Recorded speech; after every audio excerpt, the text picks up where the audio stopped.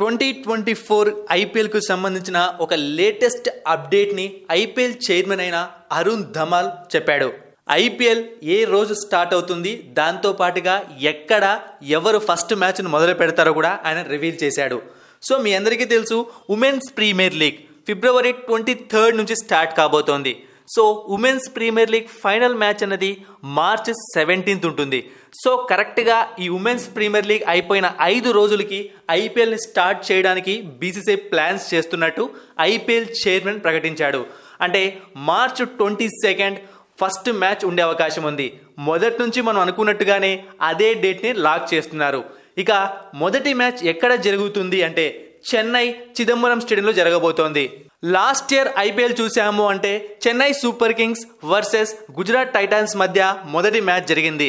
మరి ఈ సంవత్సరం మొదటి మ్యాచ్లో చెన్నై సూపర్ కింగ్స్తో తలబడే జట్టు ఏది అని అప్పుడే చర్చలు మొదలయ్యాయి.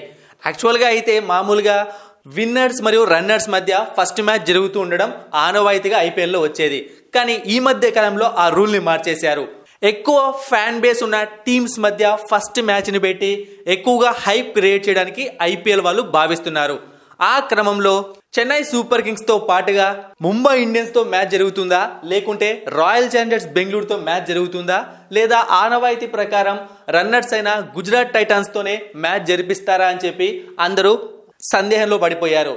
అయితే ఒకసారి మనం చూసుకున్నాము అంటే Chennai Super Kings versus Mumbai Indians మ్యాచ్కు ఎంతో క్రేజ్ ఉంటుంది. ఆ రెండు టీమ్స్ మధ్య జరిగే మ్యాచ్కు ఎల్ క్లాసికో ఐపీఎల్ అని కూడా పిలుచుకుంటూ ఉంటారు.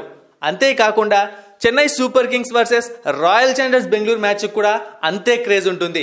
దానికి కారణం ఒక సైడు ధోని, మరొక సైడు కోహ్లీ ఉండడమే.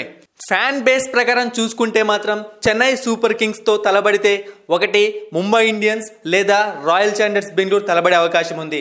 లేదా రన్నర్ అప్తోనే కంటిన్యూ అవుతారా అన్నది తెలియాలంటే వెయిట్ చేయాల్సిందే. మరిన్ని ఇంట్రెస్టింగ్ వీడియోస్ కోసం సబ్స్క్రైబ్ చేయడం మర్చిపోకండి.